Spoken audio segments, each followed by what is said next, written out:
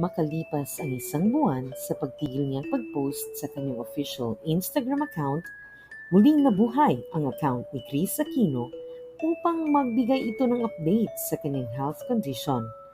Ano nga ba ang kagimbal-gimbal na update na ibinigay ni Kris?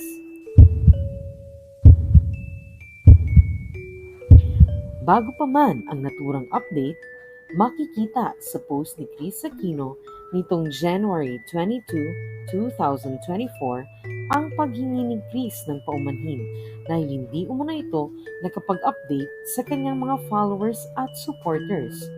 Makikita din sa naturang post ang pictures ng pagbisita ni Kim Chiu at Bella Padilla kay Kris Aquino habang patuloy ang pagpapagaling nito sa kanyang bahay sa US. Kapansin-pansin din ang pagbisita, or should we say, pagsama ni Vice Governor Mark Leviste kay Kris Aquino during this difficult time. Nagkabalikan nga ba sila? May pag-iibigan bang patuloy na namumuo? Abangan, mga kachika! Samantala, nasabi din ni Kris ang isang nakakalungkot na balita.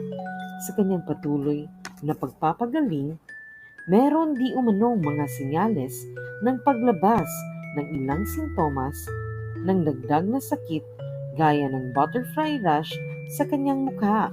Ito di umano ay sintomas ng systemic lupus erythematosus or kung tawagin ay lupus. Wish namin ang agaran mong pagaling, Miss Kris Aquino. Love, Chika. Now.